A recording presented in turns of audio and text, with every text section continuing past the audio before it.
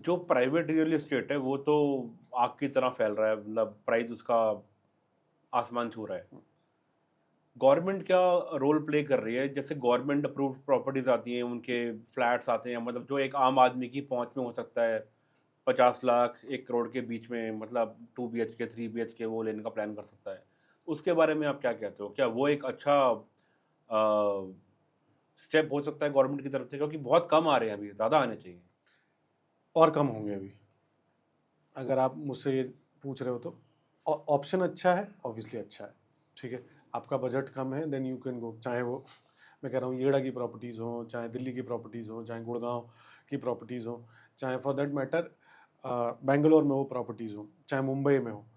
अब क्योंकि government involve है, ठीक है, तो मैं वैसे बचता हूँ गवर्नमेंट पे कमेंट करने से पहले, क्योंकि बहुत सारी चीज़ें हैं, हम इंडिया में बहुत सारी चीज़ों पे बात नहीं कर सकते, ठीक है।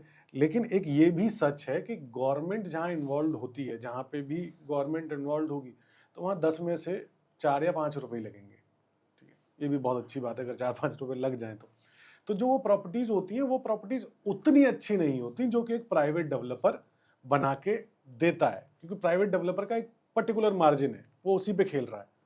तो अगर अब ये दोनों चीज़ें होंगी, आपको अच्छी प्रॉपर्टी चाहिए तो आपको प्राइवेट डेवलपर ही चाहिए, आपको अपने लिए एक छत चाहिए और आपका बजट कम है, then you can go for government properties also, वो काफ़ी सस्ती मिलेगी आपको।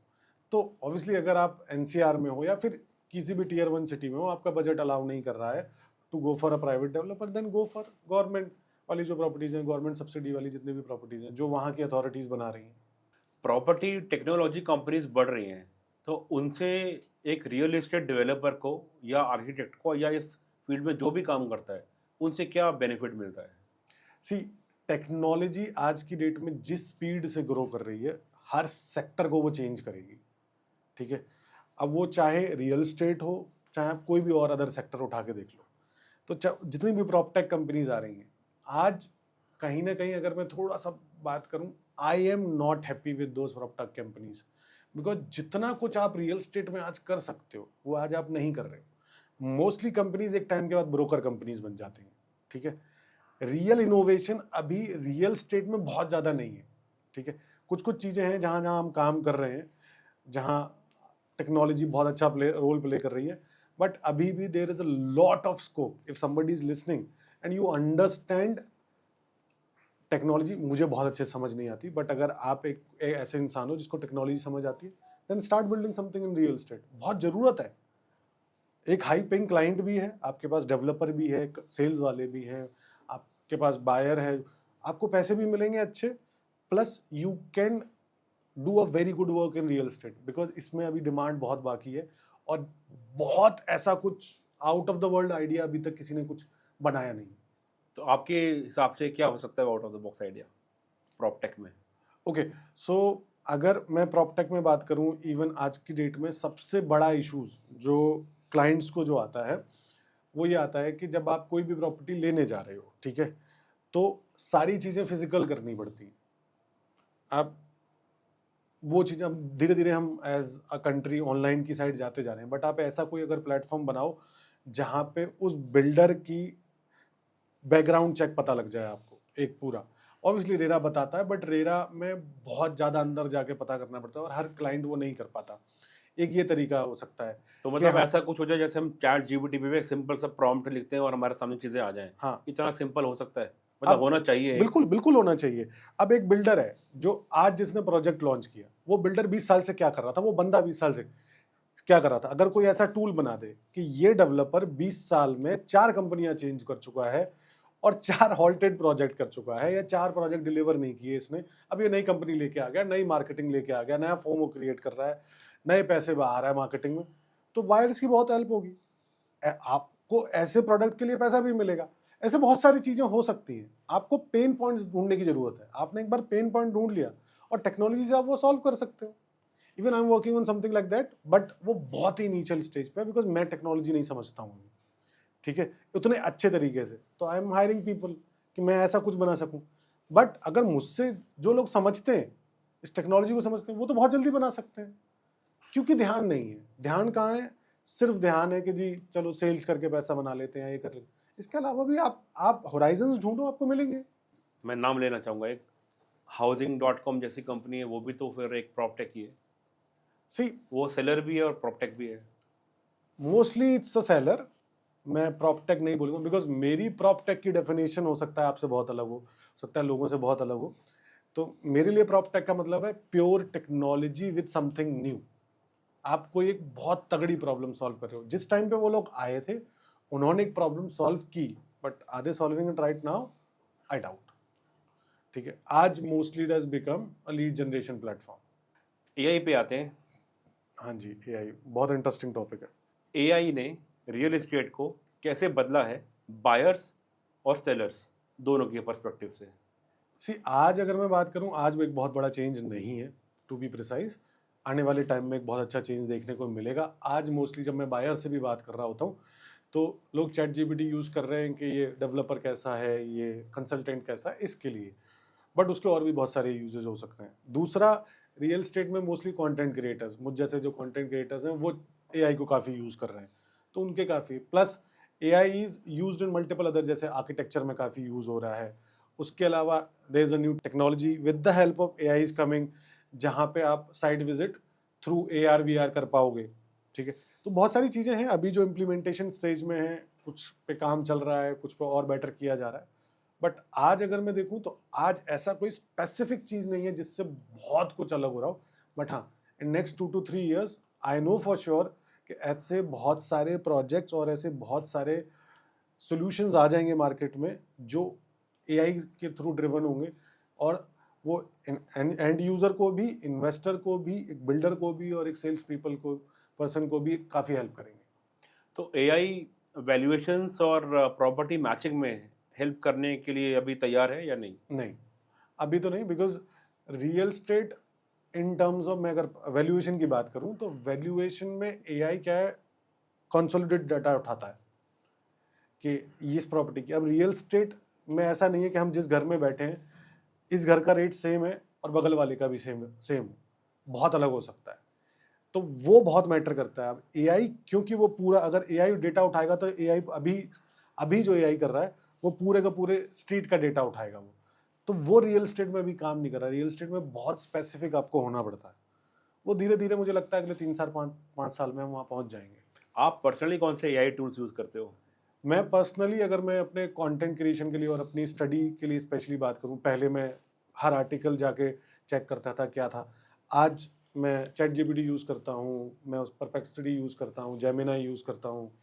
उसके अलावा 11 लैब्स हैं, there are multiple other software जो मैं अपनी कंटेंट क्रिएशन प्लस अपनी रिसर्च के लिए यूज़ करता हूँ। एजुकेशन और कंटेंट क्रिएशन के अलावा आप अपने काम में भी क्या यूज़ करते हो एआई, रियल एस्टेट सेलिंग में या बाइंग में? रियल स्टेट सेलिंग में अगर मैं बात करूँ, सेलिंग में नहीं करता। कंटेंट क्रिएशन के लिए हम यूज़ करते हैं, मैं अपने पढ़ने के लिए बहुत यूज़ करता हूँ, so that I get the gist of all. क्योंकि इतना कुछ पढ़ने के लिए है, इस इंडस्ट्री को समझने के लिए। रियल स्टेट को लोगों को लगता है कि सिर्फ प्रॉपर्टी का प्राइस है, real estate is linked with a lot of things. अब उतना पढ़ने के लिए दिन में, तो ऑब्वियसली मैंने अपने खुद के कस्टम प्रॉम्प्ट्स भी बना रखे हैं, कस्टम जीपीटीज भी बना रखे हैं कि हाँ पूरे दिन में क्या हुआ, मुझे इंडस्ट्रीज़ का पता करना है, मुझे स्टॉक का पता करना है, मुझे पॉलिटिक्स का पता करना है, मुझे लोकल अथॉरिटी का पता करना है। तो आपको, आप कितने न्यूज़पेपर पढ़ोगे, आप कितने न्यूज़ पोर्टल्स पढ़ोगे? तो उसके लिए मैंने कस्टम जीपीटीज बना रखे हैं जो मुझे पूरे दिन का डेटा उठा के देते हैं कि आज ये न्यूज़ आई। मैं उन आर्टिकल्स पर जाता हूँ, उन आर्टिकल्स को पढ़ता हूँ, फिर उन आर्टिकल्स के जो बैकग्राउंड में है कि वो क्यों हुआ, क्या हुआ, फिर उसको पढ़ता हूँ। तो उससे बहुत सारी, ऑब्वियसली 4 घंटे का काम 1 घंटे में हो जाता है। तो आज मेरे इस तरीके से काफ़ी हेल्प हो रही है। आने वाले 3 से 5 साल में एआई की हेल्प से आपको रियल एस्टेट इंडस्ट्री में क्या बदलता हुआ दिख रहा है? ओके, सो सबसे पहले तो अगले 3 से 5 साल में, अगर लेट्स स्टार्ट विद इन्वेस्टर्स, तो for investors and for and users बहुत सारा डेटा आपको चैट जीपीटी, परप्लेक्सिटी, इन सब पे मिलने लग जाएगा। क्योंकि ये लार्ज लैंग्वेज मॉडल्स जो हैं ये एक ह्यूमन अप्रोच की साइड जा रहे हैं, तो वहाँ पे आपको टेस्टिमोनियल्स, रिव्यूज़, वो उसका कंसोलिडेटेड डाटा मिलने लग जाएगा। तो जो लोग इस पे हैं वो बहुत अच्छा करेंगे। इन डेवलपर्स पर्सपेक्टिव, इन्वेंट्री मैनेजमेंट से लेके सेल्स ब्रोशर बनाने तक, वहाँ पे आपकी कॉस्ट कटिंग होगी, तो वो भी बायर्स पे पास ऑन होगी एक टाइम के बाद। दूसरा, अगर मैं बात करूं सीखने वाले लोगों के लिए, तो सीखना थोड़ा सा आसान हो जाएगा, क्योंकि आप बहुत कुछ, अब क्योंकि इंडियन रियल एस्टेट भी ग्रो कर रहा है, तो अब सिर्फ ये नहीं होगा कि आपने 4 बिल्डिंग पकड़ ली और 4 बिल्डिंग का आपको रेट पता है तो आप ब्रोकर बन गए, या आप एजेंट बन गए, आप कंसल्टेंट बन गए। आपको सब कुछ पता होना चाहिए, तो उसमें भी एआई बहुत हेल्प करेगा। तो सबकी आने वाले टाइम में बहुत अच्छी हेल्प होगी, चाहे वो साइट विजिट से लेके हो, चाहे सेल्स से लेके हो, चाहे वो इन्वेस्टमेंट तक हो। मतलब मैं एक फैंटेसी वर्ल्ड के बारे में बात कर रहा हूँ। सपोज़ करो कि मैं घर पे बैठा हूँ, मैंने आपको फ़ोन करा, मैंने कहा अभिमन्यु यार ये प्रॉपर्टी का ना टूर करा दो, आने का टाइम नहीं है। तो आपने बोला ठीक है, आपने एक जेम्स बॉन्ड वाला चश्मा निकाला, पहना, वॉक करके आए और हमको बिल्कुल वैसे का वैसा दिख गया। ऐसा कुछ ये हो तो भाई सकता अभी है? चालू हो गया है। ये हो गया है? ये बिल्कुल चालू हो गया है, वीआर के थ्रू अभी भी साइट विजिट्स हो रही हैं, स्पेशली दुबई में भी हो रहा है, इवन इंडिया में भी अपने गुड़गांव में चालू हो चुका है, बेंगलोर में कुछ जगह चालू हो चुका है, नोएडा में भी उतना नहीं है, बट नोएडा में भी बहुत जल्दी चालू हो जाएगा। तो ये ऑलरेडी चालू हो चुका है। ओके। हाँ, आने वाले टाइम में ये होगा कि एक नया कॉन्सेप्ट आ रहे होंगे कि जहाँ पे आपने अगर प्रॉपर्टी लेनी है दुबई में, तो आप बिल्डर के नोएडा ऑफिस में जाओगे और आप अपना पूरा फ्लैट टूर कर लोगे जो आपका दुबई में है, या आप बेंगलोर में प्रॉपर्टी ले रहे हो तब भी आप यहीं से कर सकते हो। आप 50 किलोमीटर दूर प्रॉपर्टी ले रहे हो तो वो पूरा आप चल के देख सकते हो। तो अब ऐसे प्लेटफॉर्म बन रहे हैं और अच्छे होते जाएंगे टाइम के साथ। अब दिल्ली में समुंदर तो है नहीं, किसी को समुद्र किनारे लेनी है तो वो वाली फील कैसे ला के दोगे आप? हो सकता है वो भी? देखो वो वीआर के थ्रू पॉसिबल है, बट ऑब्वियसली आपको लुक एंड फील समझ आ जाएगा। ठीक है। अब जो समुंदर की हवा आती है वो तो आपको नहीं, नहीं। वो आप पंखे से चला सकते हो ना, जैसे आजकल 4D मूवीज़ में होता हाँ, है। आपने बहुत सही बात बोली। वो ऑब्वियसली आने वाले टाइम में जिस तरीके से हम आगे बढ़ रहे हैं, तो वो भी आ जाए तो बहुत बड़ी बात नहीं है। एजेंट, ब्रोकर, कंसल्टेंट क्या होता है भाई? मतलब तीनों का एक ही रोल है, अलग-अलग नाम से पहचाने जाते हैं या अलग-अलग रोल से और अलग-अलग नामों से जाने जाते हैं? एजेंट, ब्रोकर, कंसल्टेंट ऐसे तो एक ही चीज़ है, ठीक है?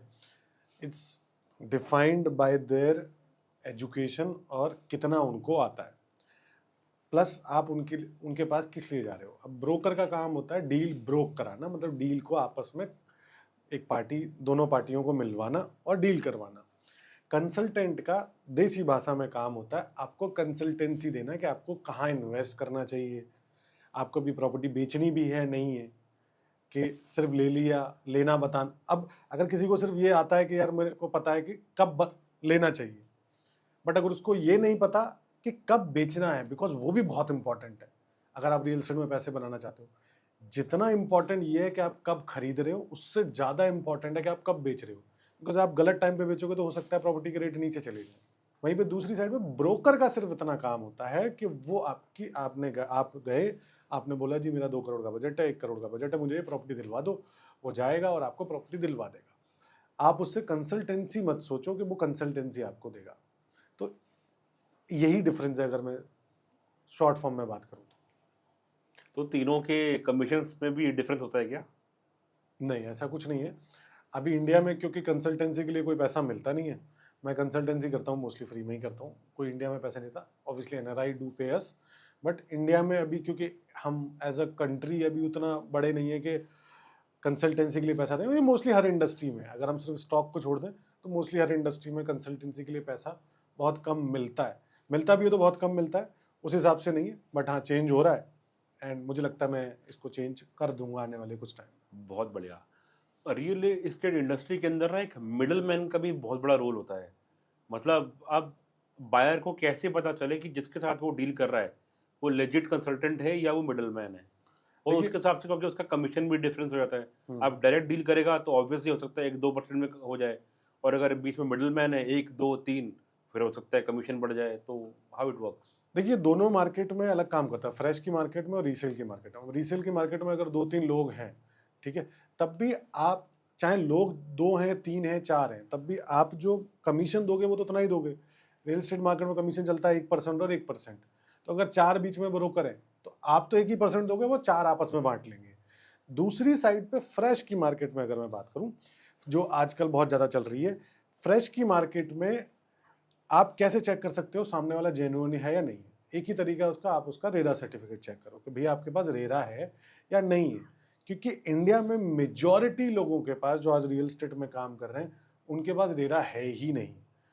कुछ लोग ऐसे काम कर रहे हैं कि यार चलो ठीक है, मैं आपके पास क्लाइंट ला देता हूँ, आप मेरी बुकिंग लगवा देना, ठीक है, या फिर मैं बंदा ले आता हूँ सिर्फ, बाकी आप सब देख लेना कुछ, या कि पनवाड़ी की दुकान है या किसी और की दुकान है या मैं कोई और बिजनेस करता हूँ, मैं सिर्फ आपको लोग ला के मिलवा देता हूँ। दूसरे दे रहा है genuine people who have RERA. आप सिर्फ ये एक्सपेक्ट कर सकते हो कि जिसके पास रेरा है एटलीस्ट वो रूल्स एंड रेगुलेशन तो समझता ही है, जो कि बहुत कम लोग हैं आज भी। Even I was reading a report अभी कुछ टाइम पहले, तो 80% के आसपास लोग आज भी हैं जो विदाउट रेरा काम कर रहे हैं।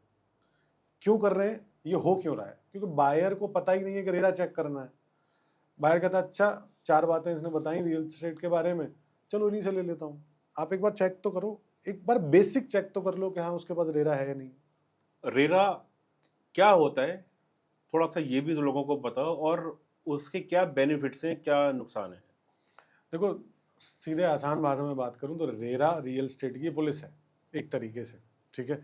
तो अगर आप पुलिस से आप ये कहते हो कि यार ये रेरा है, ये सारी चीज़ें चेक कर रहा है, ठीक है, यही है जो डेवलपर को बताएगा कि तुझे कब तक डेवलप करके देना है।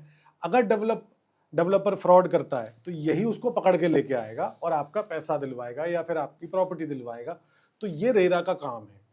अब यही गवर्न करता है कि जो ये बेच भी रहे हैं, people like me who are into real estate sales, कि ये इस बंदे को इसके रूल्स पता है नहीं पता है, तो रेरा सर्टिफिकेशन इनके पास होना चाहिए। तो रेरा एक गवर्नमेंट बॉडी है जो 2016 में बनी थी, क्योंकि इंडिया में रियल एस्टेट में बहुत सारे फ्रॉड्स हो रहे थे, कोई भी रूल्स एंड रेगुलेशन नहीं थे, कोई एक फॉर्मेट नहीं था। उसको बनाने के लिए रेरा बनाया गया और फिर हर स्टेट में इम्प्लीमेंट कराया गया। हर स्टेट के रेरा ने अपने अपने हिसाब से रूल बनाना चालू किए जो उस स्टेट में उस टाइम पे जरूरी थे। अब रेरा बहुत चेंज हुआ है 2016 से लेके अभी तक, चाहे वो मुंबई का रेरा हो, चाहे वो यूपी का रेरा हो, चाहे हरियाणा का रेरा हो, they are constantly changing and evolving bodies, because Indian real estate constantly change हो रहा है। सर, फ्रॉड से एक चीज़ मेरे को याद आई। हम्म। आपको याद है नोएडा में एक बहुत बड़ी सी बिल्डिंग थी, उसको हाँ बम लगा के बम कर दिया था? हाँ। तो उसकी क्या कहानी थी, बताओगे आप? मतलब क्यों, अगर मतलब गवर्नमेंट चाहती तो उसको रिटेन करके हॉस्पिटल बना सकती थी, या कोई संस्थान बना सकती थी जहाँ पर जिनके पास घर नहीं है, छत नहीं है, वो लोग वहाँ रह सकते थे। बट उड़ा क्यों दिया? कितना पैसा वेस्ट हो गया? ओके, इसको इस तरीके से समझते हैं सौरभ जी। आप एक कभी सोसाइटी में रहते होगे, उसका एक पार्क होगा, उस पार्क में जिससे भी बिल्डर से आपने वो फ्लैट लिया, उस पार्क में वो बिल्डिंग बनी होती, तो आपका क्या विचार होता उसमें? आप भी कहते हैं ना गिराओ जी, क्योंकि आपने पार्क के पैसे दिए हैं। आपने सिर्फ घर के पैसे नहीं दिए, आपने उस पार्क के भी पैसे दिए। ओके। तो अब जो वो बिल्डिंग थी वो बेसिकली पार्ट था एक पार्क का, वहां पे पार्क बनना था। लेकिन बिल्डर ने अथॉरिटी के साथ, लोगों के साथ मिलके, क्योंकि देखिए अब भ्रष्ट लोग तो कहीं भी मिल जाते हैं, अब उसको कोई मिल गया होगा बाबू अथॉरिटी में भ्रष्ट, तो उसने साइन करा लिए कि जी मुझे परमिशन दे दो। अब उसने वहां से परमिशन ले ली, वो बिल्डिंग खड़ी कर दी। जब वहां के जो लोग हैं उन्होंने बोला कि जी जब हमें बेचा गया था तब तो यहाँ पार्क बोला गया था, अब ये पार्क कैसे नहीं, पार्क की जगह बिल्डिंग क्यों बन रही है? वो कोर्ट चले गए। पॉइंट। ठीक है, रेरा उस टाइम पे नहीं था जब ये सारी चीजें हो रही थी, रेरा उसके बहुत बाद में बना है, बट कोर्ट तो तब भी था, जुडिशरी तब भी थी। तो जुडिशरी ने जब देखा कि यार ये तो है, तो जुडिशरी ने उसको रोक लगा दी, उसकी कंस्ट्रक्शन रुक गई। एंड धीरे धीरे केस चला, ऑब्वियसली हमारे देश में केस भी थोड़े लंबे चलते हैं, तो केस लंबा चला, बट बाद में फैसला वही है कि नहीं ये तो गलत है। अब जो चीज़ गलत है उसमें आप फिर ये नहीं कह सकते ना कि यार इसमें हॉस्पिटल बना देते, उसमें ये बना देते। गलत तो गलत है, तो गलत को तो हटाना ही पड़ेगा, इसलिए वो हटा दिया। ट्रांसपेरेंसी और ट्रस्ट को इम्प्रूव करने के लिए रेरा और स्टेट लॉ क्या स्टेप्स लेती है? देखिए, ट्रांसपेरेंसी और स्पेशली ट्रस्ट, अगर मैं आज बात करूं तो आज एक बहुत बड़ी ट्रांसपेरेंसी जो है, जो रेरा ने एक एस्क्रो अकाउंट बनाया है। पहले ये सबसे बड़ी प्रॉब्लम होती थी कि 100 रुपये की मैंने प्रॉपर्टी ली, मैंने अगर वो 50 रुपये दिए तो वो 50 रुपये बिल्डर की जेब में चले गए। बिल्डर ने उन 50 रुपये का क्या किया किसी को नहीं पता। हो सकता है बिल्डर ने दूसरी लैंड ले ली, जो कि मोस्ट ऑफ द केसेस में होता था, और वहां पे प्रोजेक्ट लॉन्च कर दिया। फिर अब कोई प्रोजेक्ट नहीं बिका तो उसके चक्कर में उसके सारे प्रोजेक्ट होल्ड हो गए। तो अब रेरा ने क्या किया कि एक एस्क्रो अकाउंट बनाया है कि जो भी पैसा आप दोगे उस एस्क्रो अकाउंट में, उस पैसे को बिल्डर अपनी मर्जी से नहीं निकाल सकता। उस पैसे को निकालने के लिए बिल्डर को कंस्ट्रक्शन दिखानी पड़ेगी, पर उस जो भी प्रोसेस चल रहा है उस प्रोसेस में जब वो आगे बढ़ेगा, ठीक है, वो लिंक्ड है पेमेंट उसके काम से, तो जब काम होगा तभी वो पैसे उसके पास जाएंगे। तो इससे एक बहुत अच्छा ट्रस्ट मार्केट में ऑब्वियसली 2016 के बाद आया है। सेम ऐसे ही ट्रांसपेरेंसी के लिए भी, कि आपको जो भी कंस्ट्रक्शन है, जो भी आप कर रहे हो, हर क्वार्टरली आपको अपडेट करनी है, ठीक है, आपके ऊपर कितने केसेस हैं, वो भी आपको रेरा में अपडेट करने हैं। आपका प्रोजेक्ट फाइनेंस्ड है, प्रोजेक्ट आपका 100% लैंड पे जो आपने पे करके लिए, वो भी आपको सब अपडेट करना है।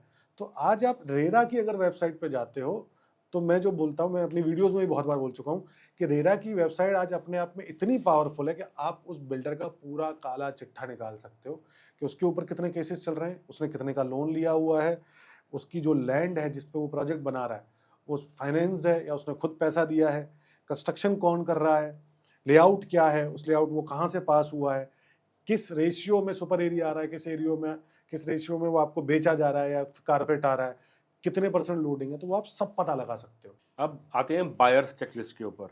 अगर मैं फर्स्ट टाइम बायर हूँ, मुझे मार्केट की कोई नॉलेज नहीं है, तो ऐसी क्या चीज़ें हैं, टॉप 5 लेके चलते हैं, जो मुझे पता होनी चाहिए?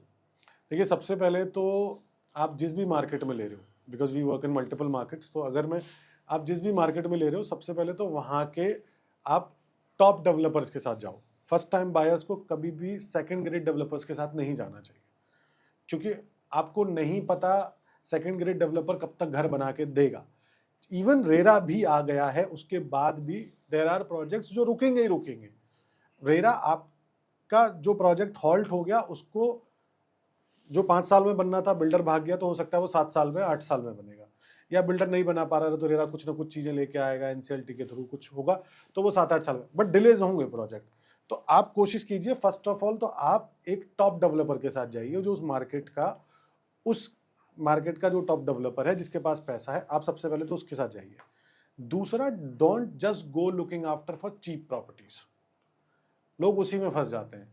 And don't play around with rules कि अरे चलिए ठीक है, क्या पता ना चले यहाँ, तो क्योंकि स्पेशली अगर मैं एनसीआर रीजन की बात करूँ और नोएडा की बात करूँ, तो बहुत सारे लोग आते हैं, अरे यार अथॉरिटी की जमीन नहीं ले रहे तो क्या हुआ, यहाँ नहीं चलेगा बुलडोजर। आप उस वहम में मत रहो, ठीक है।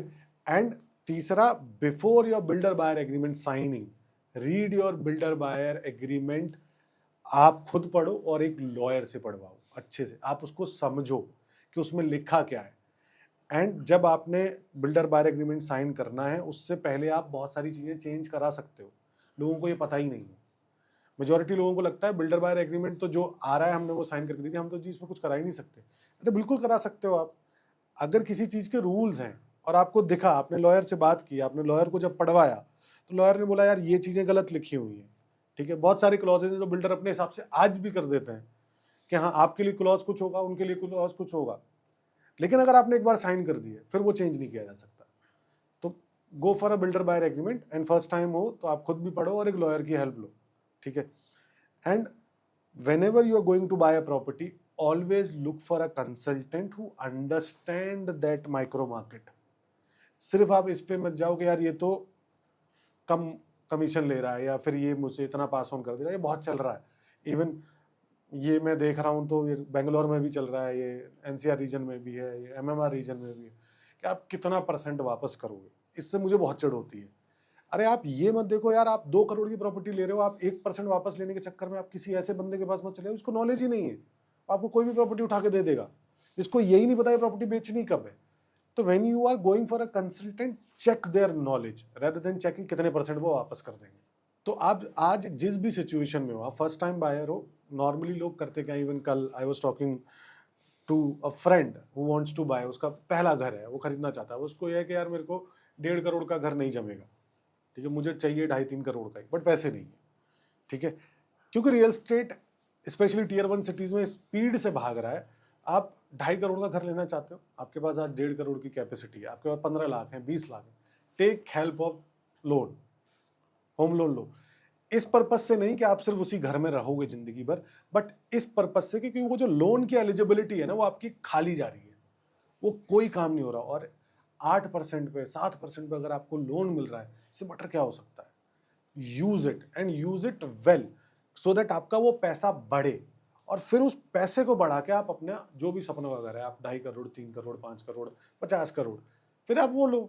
बट आप वेट मत करो कि मार्केट जब सेटल होगी ना, या रेट जब कम आएंगे, रेट कम नहीं आने वाले। ऐसा हम भी ये बात कर रहे थे, इंडिया में स्पेशली टियर 1 सिटीज में रेट कम नहीं आएंगे। 5 करोड़ का 480 हो जाएगा, 5 करोड़ का 4 करोड़ कभी नहीं होगा। लोग कहते हैं कि चाइना में ये हो गया, उसमें हो गया, तो चाइना वर्क्स वेरी डिफरेंटली। अभी हम इंडिया में, चाइना तो बहुत आगे हमसे, हम वहाँ तक पहुँचे ही नहीं है, हम तो बेसिक स्टेज पे हैं अभी, तो रेट नहीं नीचे आएंगे। तो आप जो अभी अफोर्ड कर पा रहे हो विद योर लोन एलिजिबिलिटी, आप उसको ले लो एंड वेट। और फ्लिप, उसके लिए obviously you need a good consultant.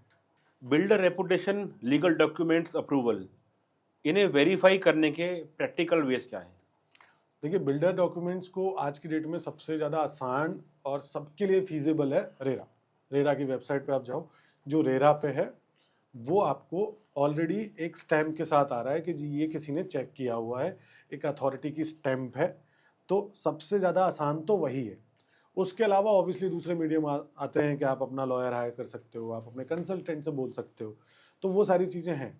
But सबसे बेसिक है, आप रेरा की वेबसाइट पे जाके चेक करो, और आप जो भी प्रोडक्ट ले रहे हो, जिस भी प्रोजेक्ट में ले रहे हो, आप ये देखो, और ये एक नॉन निगोशिएबल है जो मैं अपने हर इन्वेस्टर को बोलता हूँ, कि जो भी वहाँ पे उस लैंड को डेवलप कर रहा है, कोई भी XYZ डेवलपर है, उसके नाम पे वो लैंड होना बहुत ज़रूरी है। उसका पैसा वो पूरा दिया हुआ हो, ऐसा ना हो कि वो लैंड भी उसने लोन पे ली हुई है, कंस्ट्रक्शन भी वो लोन पे करेगा, सब कुछ वो लोन पे ही कर रहा है, लोन में कुछ इशू हुआ या फिर फाइनेंसिंग में कुछ इशू हुआ तो कौन बनाएगा। इसलिए लैंड जो है वो बिल्डर की खुद की ओन होनी चाहिए, सो दैट आपको पता है कि he also has skin in the game, he has a lot of things to lose, तो वो पंगे नहीं लेगा। अपने क्लाइंट्स के साथ आपने कॉमन मिस्टेक्स क्या देखी हैं ओनरशिप या पेपर्स को लेके? So the lot of things which we get on everyday basis, but मैं आपको एक अभी रिसेंट की बताता हूँ। So we work in newer, fairly newer market called Dholera, Gujarat में है। अब दुलेरा को लेके मैंने बहुत सारी वीडियोस बनाई हैं कि आपको क्या करना है, क्या चीज़ें देखनी है। तो मेरे पास एक, वो हमारे क्लाइंट नहीं थे बट यूट्यूब के थ्रू एक वहाँ से आए, उन्होंने बोला कि मैंने ये वाली प्रॉपर्टी ली है, और आपसे बस मैंने, क्योंकि आपकी वीडियो देखी, आप मुझे चेक करके बता दो ये प्रॉपर्टी सही है या नहीं है।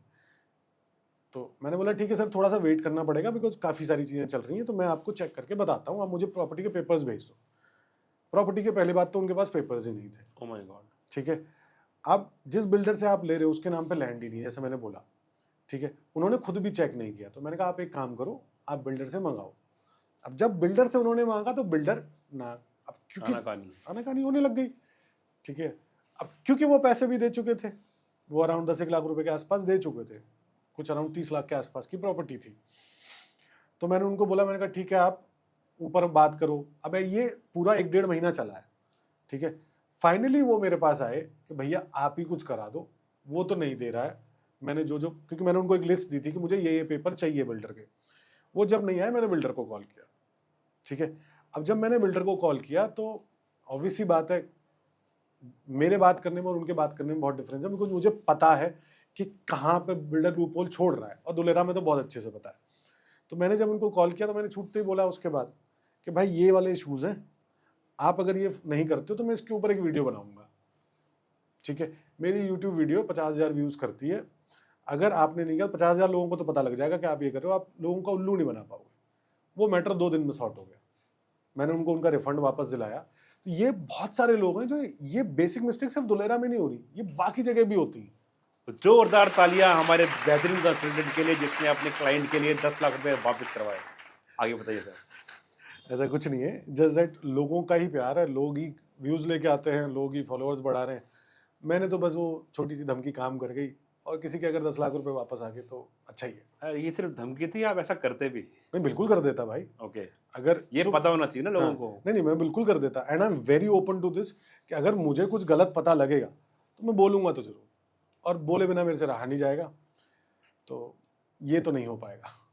तो बायर्स के साथ सबसे ज़्यादा कॉमन फ्रॉड्स कौन से होते हैं, जैसे fake title, delayed possession, false promises, super built up area versus carpet area, क्या क्या होते हैं? ये सब होते हैं, जितने भी आपने नाम लिए सब होते हैं, और ये तब होते हैं जब आप ढंग से चेक नहीं करते हो। जिसको नॉलेज ही नहीं है वो चेक कैसे करेगा? तो सर आप 2 करोड़ रुपए डाल रहे हो, या 50 लाख रुपए भी डाल रहे हो, 20 लाख रुपए भी डाल रहे हो, तो आपको नॉलेज तो लेनी चाहिए ना। ये बायर्स की भी जिम्मेदारी है कि आप नॉलेज पहले खुद भी तो लो, और आप सही सवाल पूछो। हर जगह सही इंसान जानने के लिए आपने खुद तो सही सवाल पूछे ही है ना। आज अगर आपको ये नहीं पता होगा कि सही इंसान को कैसे पहचानना है, सही कंसल्टेंट को कैसे पहचानना है, सही डेवलपर को कैसे पहचानना है, तो आप कैसे पहचानोगे?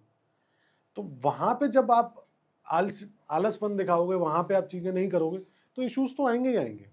और ये सिर्फ और सिर्फ डेवलपर की जिम्मेदारी नहीं है, या ये कंसल्टेंट की जिम्मेदारी नहीं है, ये आपकी भी उतनी ही जिम्मेदारी है, क्योंकि ये आपकी मेहनत का पैसा है। तो आपको भी तो चीजें सीखनी पड़ेंगी, आपको भी चीजें समझनी पड़ेंगी। तो ये जितने भी फ्रॉड्स हो रहे हैं, ऑब्वियसली फ्रॉड्स की जिम्मेदारी टोटली डेवलपर्स पे जाती है, टोटली बेचने वाले पे जाती है, बनाने वाले पे जाती है, बट थोड़ी सी तो आपको भी लेनी चाहिए, मेरा ये मानना है। तो इन स्कैम्स या फ्रॉड से बचने के लिए क्या प्रिवेंटिव स्टेप्स लेने चाहिए? देखिए, हमने अभी जितनी भी बातें करी, आप रेडा की वेबसाइट पे जाके, सबसे पहले तो आप रेडा की वेबसाइट पे जाके चेक करो, आप पता करो कितना, उस एरिया में जाओ, आप उस एरिया में जाके पता करो लोकल, उस डेवलपर्स की पुरानी बिल्डिंग्स में जाके देखो, आप जिसमें भी XYZ में घर ले रहे हो, कि उसने अपना बेसमेंट कैसा रखा हुआ है। सबसे ज़्यादा easiest way to check if the developer is good और नॉट, आप उसकी पुरानी बिल्डिंग में जाओ और उसका जाके बेसमेंट देख लो।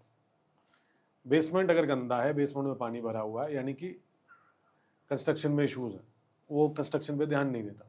आप जाओ मेंटेनेंस देखो, सिर्फ ये मत चेक करो कि कंस्ट्रक्शन कैसी है, आप मेंटेनेंस भी देखो जाके, क्योंकि आपको डेली वहीं रहना है। मेंटेनेंस ढंग की नहीं है, फिर क्या फायदा होगा, वो भी जाके चेक करो। तो एक बार आपको मार्केट में उतरना पड़ेगा, आप मार्केट में जाके उतर के देखोगे तो आपको पता लगेगा। And then find the right consultant, find the right developer. Online ad, social media listing में बायर्स कैसे आइडेंटिफाई करें कि लिस्टिंग जेन्युइन है या सिर्फ मार्केटिंग ट्रिक है? ओके, सो क्योंकि मैंने ना एक वीडियो देखा था, मतलब रील्स आपको पता है आते रहते हैं सर, दिल्ली के एक अच्छे एरिया में, पॉश तो नहीं था बट ठीक ठाक से एरिया था, क्या लिखा हुआ था, 20 लाख रुपए में 2 BHK फ्लैट, 35 लाख रुपए में 3 BHK फ्लैट, 40 लाख रुपए में 4 BHK फ्लैट। ये इतना आगे एरिया पूरा, उसने वीडियो दिखाया, वेल फर्निश्ड, AC लगे हुए हैं, बेड लगे हुए हैं, सोफे लगे हुए हैं। इसका ना मैं चेक करने का बहुत सही तरीका बताता हूँ आपको, बहुत सिंपल सा तरीका है कि आपने जब भी कोई इंस्टाग्राम पे ऐड देखा, आपने फेसबुक पे ऐड देखा, आप उस ऐड पे क्लिक करो और जाके देखो कि उसके फॉलोअर्स कितने हैं। क्या वो सिर्फ और सिर्फ वो वाला जो अकाउंट है सिर्फ ऐड चलाने के लिए यूज़ कर रहा है? अगर वैसे अकाउंट्स हैं जहाँ पे, और आपको 90% अकाउंट्स ऐसे मिलेंगे जिनका कोई माई बाप नहीं होगा, जिन पे कोई फॉलोअर बेस नहीं होगा, कुछ नहीं सर होगा। इस वाले वीडियो में ना डेवलपर खुद अपनी शक्ल दिखा रहा है, किसी से शूट करवा रहा है, मैं डेवलपर हूँ, मैंने ये बनाया है, मैं ये बेच रहा हूँ, और ऐसे मेरे पास इतने प्रोजेक्ट्स पेंडिंग है, आपको लेना हो तो ये मेरा फ़ोन नंबर है, मैंने फ़ोन भी किया, उसने कहा अवेलेबल है, आ जाओ दिखा देता हूँ, ले जाओ। देखो, इसमें दो तरीके की हैं, पहले मैं वो कंप्लीट कर लेता हूँ। तो जब आप ये करोगे इन टर्म्स ऑफ दिस, तो आपको पता लग जाएगा कि यार ये तो चैनल बहुत नया है, या फिर ये सिर्फ मार्केटिंग के लिए यूज हो रहा है। तो मोस्ट ऑफ द चांसेस ये हैं कि वहां से आपको गलत इन्फॉर्मेशन ही मिलेगी। 1 करोड़ की जगह आपको 80 लाख दिखाया जाएगा या 60 लाख दिखाया जाएगा, सो दैट वो आपको बुला सकें, एंड बुला के फिर वो आपको 4 चीजें बताएंगे कि नहीं सर वो तो सोल्ड आउट हो गया, ये हो गया। ये बेसिकली बुलाने के तरीके हैं या लीड्स लाने के तरीके हैं। हर इंडस्ट्री के अपने मार्केटिंग के तरीके होते हैं, ये हमारी इंडस्ट्री के बहुत ज़्यादा यूज होने वाला तरीका है, बहुत सारे लोग करते हैं। और जो आपने बात बोली कि बिल्डर, तो ऐसा भी हो सकता है, इसमें ये भी होगा कि वो जो लैंड होगी, वो लैंड किसी न किसी डिस्प्यूटेड सिनेरियो की लैंड होगी, कोई डिस्प्यूटेड लैंड होगी जिसपे वो बना रहा होगा, कुछ ना कुछ इश्यूज जरूर होंगे उस प्रॉपर्टी के साथ, तभी वो प्रॉपर्टी इतनी सस्ती मिल रही है। नहीं तो जहां पे 1 करोड़ में ढंग का 2 BHK नहीं आ रहा, वहां पे आप 20 लाख 40 लाख में कैसे दे दोगे? ये पॉसिबिलिटी ही नहीं है। ठीक है, तो वो कुछ ना कुछ इशू जरूर होगा। अब लोग चले जाते हैं ये देख के, क्योंकि देखिए अब आपको ये भी मानना पड़ेगा, हमारे देश में सबसे ज़्यादा मिडिल क्लास है, और आज मिडिल क्लास के लिए सबसे कम घर है। आज आप चाहे आप कोई भी बड़ी सिटी उठा के देख लो, करोड़ों से नीचे बात हो ही नहीं रही, और मिडिल क्लास का तो बजट ही नहीं होता करोड़ों में। तो वो फिर ऐसी रील्स देख के जाते हैं, और मोस्टली वही लोग फिर इन स्कैम्स का शिकार होते हैं। अब उनकी भी गलती नहीं है, मैं अगर ये बोलूँ कि हाँ उनकी गलती है, उनको घर चाहिए, सबको घर चाहिए, तो ये कहीं ना कहीं थोड़ा सा एजुकेशन उन तक पहुंचाने की जरूरत है। And I think that's what where social media is playing a very good role, जहाँ पे उन लोगों तक भी वो एजुकेशन पहुंच रही है जो एक टाइम तक सिर्फ और सिर्फ बड़े इन्वेस्टर्स तक हुआ करती थी। थैंक यू इस इन्फॉर्मेशन के लिए। अब हम आते हैं एग्रीकल्चरल लैंड के ऊपर। ओके, एग्रीकल्चरल लैंड लेना कितना बेनिफिट है, क्या इसके ड्रॉबैक्स हैं, क्या इसके फ़ायदे हैं? हमारे कुछ बहुत known celebrities, Bollywood, Hollywood, Hollywood तो नहीं खैर, बॉलीवुड, उन्होंने बहुत सारी एग्रीकल्चरल लैंड ले रखी है and they have not paid any taxes on that. हालांकि उसमें सब वो कर रहे हैं जो एक एग्रीकल्चरल लैंड पे नहीं होना चाहिए।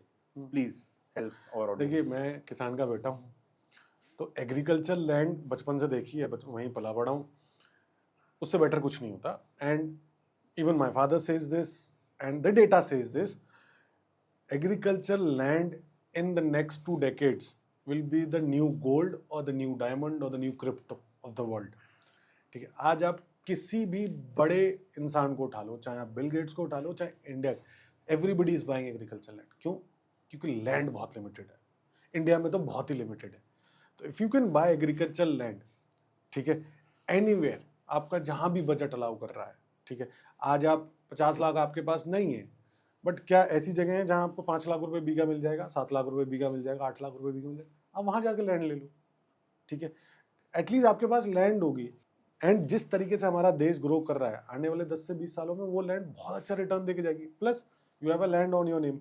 और जो दूसरा आपने बोला कि सेलिब्रिटीज यूज कर रहे हैं, जिस भी पर्पज से यूज कर रहे हैं, तो हाँ, एग्रीकल्चर लैंड में टैक्स फ्री है, तो people use it for that purposes also. But again, वो आपके ऊपर तरीका है, आप किस तरीके से यूज करना चाहते हो, आपका मोटिव क्या है। बट हाँ, लैंड यूज करना any day is a profitable scenario in any case. और दूसरा, उसके साथ टैक्स बेनिफिट्स तो आते ही आते हैं, तो वो बहुत सारे तरीके के टैक्स बेनिफिट होते हैं। फिर चाहे वो एग्रीकल्चर इनकम हो, चाहे फिर वो आप गाय पाल लिया आपने उसको लेके हो, सब्सिडीज हो, वो बहुत सारी चीज़ें हैं। That in itself is a very detail topic. But any day go for agriculture land, कोई प्रॉब्लम नहीं है उसमें, वो आपको अच्छा पैसा बना के ही देके जाएगी। तो हर स्टेट में एग्रीकल्चरल लैंड बाय करने के रूल सेम है या अलग अलग होते हैं? देखिए, वो स्टेट में भी प्रांतों को लेके चीज़ें चेंज हो जाती हैं, स्पेसिफिक चीज़ें हो जाती हैं, और स्टेट को तो थोड़ी थोड़ी चीज़ें वेरी करती हैं कि अगर आप किसान हो तो आप कितनी भी लैंड खरीद सकते हो। अगर आप किसान नहीं हो, people use it for farm house purposes also, people use it for their own, जहाँ पे वो छोटा सा कुछ बना सके फार्म हाउस टाइप का, एंड देन उसके बाद एग्रीकल्चर कर सकें। तो वहाँ पे एक लिमिट है। ठीक है, हर स्टेट का वो अलग अलग होता है, तो वो आप जिस भी स्टेट में हो, वो आपको स्टेट का देखना पड़ेगा। कुछ स्टेट्स नॉन फार्मर्स को रिस्ट्रिक्ट करती हैं, कुछ नहीं करती हैं, मतलब। हाँ, ये है, बट हर पूरे स्टेट में नहीं होता, कुछ स्पेसिफिक पॉकेट्स होती हैं जहाँ पे अलाउड नहीं होता। स्पेशली अगर मैं स्टेट्स की बात करूँ तो मोस्टली पहाड़ों वाले जो स्टेट्स हैं, वहाँ पे भी कहीं कहीं जगह आज चालू हो गया है, कहीं कहीं जगह वो they are in the process, कहीं बंद हो जाता, तो वो थोड़ा चलता रहता है। वो आपको उस टाइम पे देखना पड़ेगा कि उस स्टेट में, उस स्पेसिफिक रीजन में लोकल गवर्नमेंट बॉडी क्या रूल कर रही है। एक और मैंने कोई नेता ही थे, मतलब मैं नाम तो नहीं लूंगा ऑब्वियसली, नहीं तो फिर वो हमें पकड़ लेंगे। वो मैंने क्या देखा कि हमारे इंडिया की किसी एक और गांव के बीच में से उन्होंने हाईवे निकाला, एग्रीकल्चरल लैंड के नाम पे उन्होंने बहुत सारी लैंड ले ली। अब उनको कन्वर्ट करके नॉन एग्रीकल्चरल लैंड कर दिया, and they are selling it for. ये हो रहा है, हुआ है, बहुत हुआ है, and that's how people have made money. Lot of people have made a lot of money, चाहे वो यूपी में हो, चाहे वो महाराष्ट्र में हो। एक चीज आई थिंक जो हम बहुत ज्यादा भूल जाते हैं, जो जब मैं लोगों से बात कर रहा होता हूँ, मुझे लगता है we are controlled by politics. And politics बहुत कुछ डिसाइड करती है, हर स्टेट की, हर सिटी की, और सिटी से भी नीचे अगर हम आ जाए निगम पार्षद लेवल तक की हर चीज, हर पॉलिटिशियन बहुत सारी चीजें डिसाइड करता है। तो उनके हाथ में होती है पावर, तो वो बहुत सारी चीजें कर पाते हैं। एनआरआईज भी क्या यहाँ इन्वेस्ट कर सकते हैं? हाँ, बिल्कुल। एग्रीकल्चरल लैंड में भी कर हाँ, सकते बिल्कुल हैं? कर सकते हैं। मैंने सुना था कि नहीं कर सकते एग्रीकल्चरल लैंड नहीं, में। सी कुछ स्टेट्स में है, बट कुछ स्टेट्स में बिल्कुल अलाउड है। There are ways through which you can earn, so there are ways through which you can own agriculture land in India. NRIs भी ओन कर सकते हैं, बट हाँ, हर उसके बहुत सारे रूल्स एंड रेगुलेशंस हैं। बट हाँ, हो सकता है, ऐसा नहीं है कि नहीं हो सकता। अब आते हैं हम टैक्स हैक्स और फाइनेंशियल मूव्स के ऊपर। Okay, home loan versus cash down payment, किस सिचुएशन में कैश यूज करना बेटर है और कब लोन लेना चाहिए?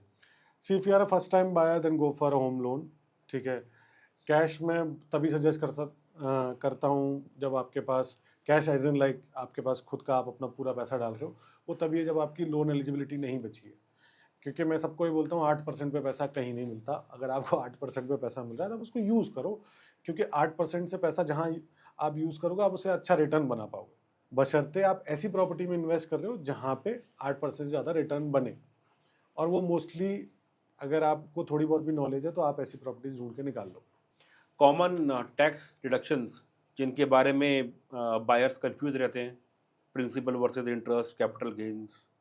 देखिए, कैपिटल गेन्स इन इटसेल्फ, उसको बचाने के, उसको करने के अपने आप में वो पूरी एक डिक्शनरी है, वो बहुत लंबा टॉपिक है, उस पर मैं बात नहीं कर सकूँ। बट हाँ, बेसिक आप टैक्स, चाहे वो ईटीसी हो, चाहे वो इंटरेस्ट का कंपोनेंट हो, या आपका आपने जो मूल दिया उसका कंपोनेंट हो, वो तो आपको आपका सीए बता देगा। बट हाँ, जैसे हम दूसरी वाली बात कर रहे हैं कि capital gains tax, capital gains obviously property to property, जो लोग प्रॉपर्टी में हैं उनको समझ आता है and they do that. NRI के लिए थोड़ा कॉम्प्लेक्स हो जाता है मीडियम, तो उसके लिए obviously you have to consult specific CA जो आपको पूरी इंफॉर्मेशन दे पाए। क्या कोई लेजिट टैक्स सेविंग स्ट्रेटजी है रियल इस्टेट में जिससे बायर अपना टैक्स बर्डन लॉफुली कम कर सकता है? हाँ, बिल्कुल है। ऑब्वियसली रियल एस्टेट में लोग पैसा ही इन्वेस्ट इसीलिए करते हैं ज़्यादातर कि वो अपना टैक्स बचा सकें, क्योंकि अगेन कैपिटल गेन्स टैक्स हो गया, उसके अलावा आपने प्रॉपर्टी पे एक टाइम तक टैक्स नहीं लगता है, तो बहुत सारे लोग वो भी है, प्लस टैक्स सेविंग्स भी होती हैं। एंड दूसरी साइड पे अगर आप मेल फीमेल हो, उस साइड से भी हो जाती है, प्लस आपका 1.5 लाख तो सीधे सेव हो रहा है, तो 3 लाख रुपए एज अ फैमिली आप वैसे सेव कर लेते हो। तो इस तरीके से लोग टैक्स सेविंग के लिए काफ़ी यूज़ करते हैं रियल एस्टेट को। एंड रियल एस्टेट सबसे ज़्यादा फेवरेट एसेट भी लोगों का इसीलिए बना हुआ है। इन्वेस्टर और एंड यूजर माइंडसेट में सबसे बड़ा फर्क क्या होता है देखिए, डिसीजन मेकिंग में? सो डिसीजन मेकिंग में आई थिंक होना नहीं चाहिए टेक्निकली, क्योंकि जो इन्वेस्टर भी ले रहा है वो एंड यूजर के लिए ले रहा है। आज अगर मैं कोई प्रॉपर्टी में इन्वेस्ट कर रहा हूँ तो मैं उसको एंड यूजर को ही बेचूंगा, तो टेक्निकली तो नहीं होना चाहिए। But there are lot of cases where we have seen के investors things with a different perspective, and user things with a different perspective. But ऐसा होता नहीं है। जो लोग ये करते हैं स्पेशली इन्वेस्टर्स, वो बाद में जाके या तो उनकी प्रॉपर्टी ढंग से बेच नहीं पाते, या बाद में सिर्फ रेंट पे चल रही होती है। But you should always either your investor और एंड यूजर। एंड यूजर तो एंड यूजर पर्सपेक्टिव से ही सोचेगा, बट आप इन्वेस्टर भी हो तब भी आपको एंड यूजर पर्सपेक्टिव से ही सोचना चाहिए, क्योंकि वही आके उस घर में रहने वाला है। तो अगर घर उसके हिसाब से नहीं बना है, उसके हिसाब से डिजाइन नहीं है, उसके हिसाब से फैसिलिटीज नहीं है, तो वो घर बिकेगा ही नहीं, तो आप उतना पैसा बना ही नहीं पाओगे, या फिर उसके रेट उस हिसाब से नहीं बढ़ेंगे। टेक्निकली ये नहीं होना चाहिए, बट हाँ, होता है। अगर बजट हो 1 करोड़ और रिस्क मॉडरेट हो तो कौन सी कैटेगरी में इन्वेस्ट करना चाहिए, जैसे रेजिडेंशियल, कमर्शियल, प्लॉट, एग्री? सबसे अच्छी इन्वेस्टमेंट क्या होती है? देखिए, अगर आपका बजट 1 करोड़ के आसपास है and you just want to invest, then invest in land. ठीक है। एंड आज मैं टीयर 1 सिटीज सजेस्ट करता हूँ उन लोगों को जिनका बजट 1 करोड़ है। मैं उनको सजेस्ट करता हूँ टीयर 2 सिटीज, कि आप टीयर 2 सिटीज में जाओ, क्योंकि वहाँ पे लैंड की डिमांड ज़्यादा है। ठीक है। और वहाँ के लोग लैंड ही प्रेफर करते हैं। तो आप ऐसी कम्युनिटीज़ में जाओ जो वेल प्लान्ड हो, एक अच्छे डेवलपर्स के साथ हो, और आपको एक अच्छा प्रीमियम भी दे पाएंगी वो। और ऐसे टीयर 2 सिटीज़ में जाओ जहाँ पे जॉब्स भी आ रही हैं, इंफ्रा भी बिल्ड हो रहा है। ऐसी बहुत सारे ऑप्शन अवेलेबल हैं, जैसे जो हमने पहले पॉडकास्ट में भी बताया। पोर्टफोलियो डाइवर्सिफिकेशन रियल इस्टेट में कैसे की जाती है?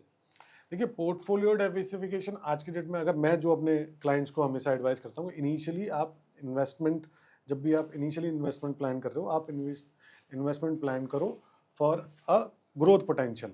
ठीक है। तो आप रेजिडेंशियल, देन ऑब्वियसली कमर्शियल है, देन कमर्शियल के अलावा there are people who goes into land. तो आप मल्टीपल टाइप्स ऑफ एसेट में इन्वेस्ट करो, but with the frame in mind कि आप उसको किस तरीके से यूज करोगे। ठीक है। कमर्शियल लोग बहुत बार इसलिए ले लेते हैं कि यार ग्रोथ पोटेंशियल मिलेगा, बट कमर्शियल में ग्रोथ तब आती है जब वो चीज़ किराए पे उठ जाती है, तो तब तक ग्रोथ बहुत अच्छी नहीं आती। लेकिन वहीं पे अगर आपको ग्रोथ चाहिए, 2 4 5 साल में आपको ग्रोथ चाहिए, तो आप land is a better option than apartments at a very initial stage, a very good option. तो कमर्शियल आपको जाना है तो कमर्शियल फिर आप जाओ अच्छे रेंटल कमाने के लिए, कि यार मुझे रेंटल इनकम बढ़ानी है। तो जब आप कमर्शियल में स्टार्टिंग में इन्वेस्ट करोगे और अच्छे रेट पे इन्वेस्ट करोगे, तो आपको एक अच्छा रेंटल निकल के आएगा, जो कि नॉर्मली 6-7% के आसपास होता है। You can earn like 10 to 12% also. There are properties available in the market जहाँ 10 से 12% भी मिलता है, इंडिया में भी आप उतना बना सकते हो। अगर मान के चलिए मेरे पास 20 लाख रुपए हैं डाउन पेमेंट करने के लिए और मैं एक वर्किंग प्रोफेशनल हूँ, तो मैं बाय करूँ या मैं रेंट पे जाऊँ? रेंट पे रहो एंड बाय। सो यूज, आपके पास अगर 20 लाख रुपए है, तो मैं ये मान के चल रहा हूँ आपकी सैलरी अप्रोक्सीमेटली 2 लाख रुपए के आसपास होगी। ठीक है। या 1.5 लाख रुपए के आसपास होगी।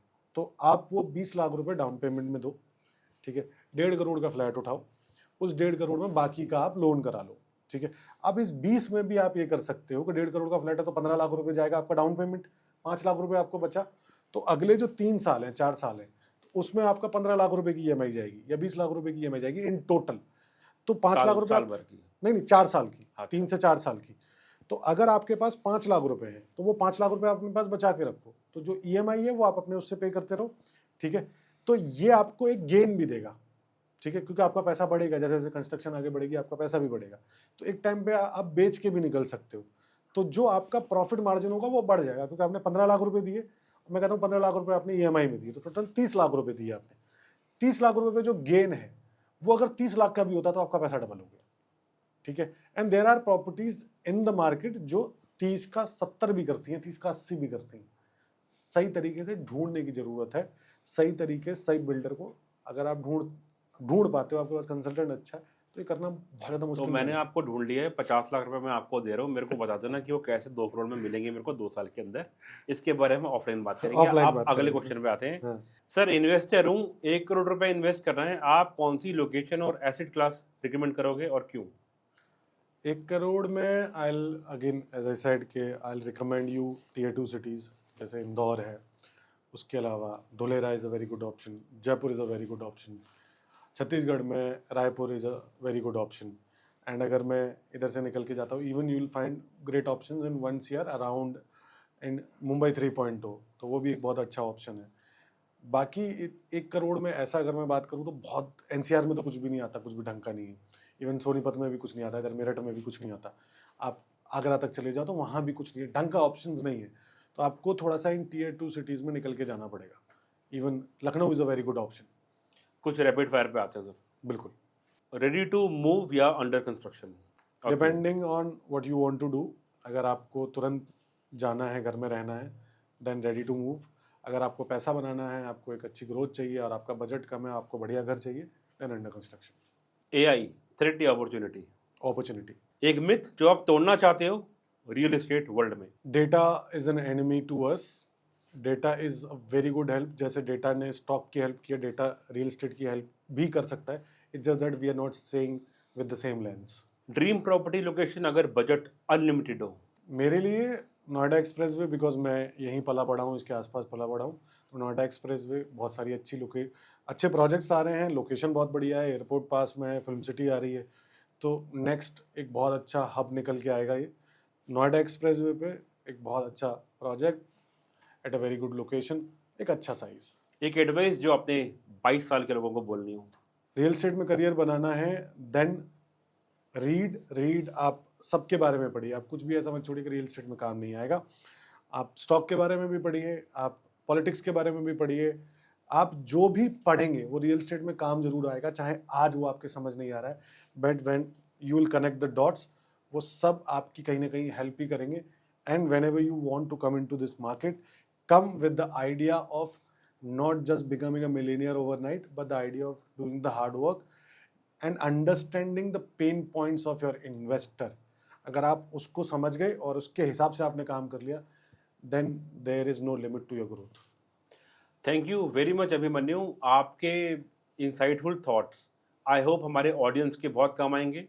जिन्होंने करियर बनाना है रियल एस्टेट को, उनके लिए भी, जिन्होंने खरीदना है उनके लिए भी, जिन्होंने बेचना है उनके लिए भी, और जो फ्रॉड करते हैं उनके लिए भी। देखिए, फ्रॉड के लिए तो मैंने जिम्मा उठा ही रखा है कि मैं फ्रॉड तो एक दिन मैं सबके बारे में मैं इवन बात करता भी रहता हूँ, बट जो भी मुझे समझ आता है, जितनी भी चीज़ें मुझे पता लगती हैं, तो फ्रॉड को तो मैं नहीं छोड़ूंगा, उनको तो मैं अपने चैनल पे लाता ही रहूँगा, उनके बारे में बात करता ही रहूँगा।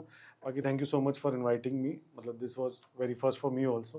मैं नॉर्मली नहीं करता हूँ, बट आपने बोला तो करना ही पड़ेगा, दोस्ती यारी में इतना तो करना पड़ता है। Thank you very much Abhimanyu. Thank you so much दोस्तों, आई होप आपको ये पॉडकास्ट पसंद आया हो, और अगर ये आपके काम का है या आपके फैमिली या फ्रेंड्स में आपको लगता है कि कोई रियल एस्टेट में आना चाहता है या कोई प्रॉपर्टी खरीदना या बेचना चाहता है, तो ये लिंक उनके साथ ज़रूर शेयर कीजिएगा।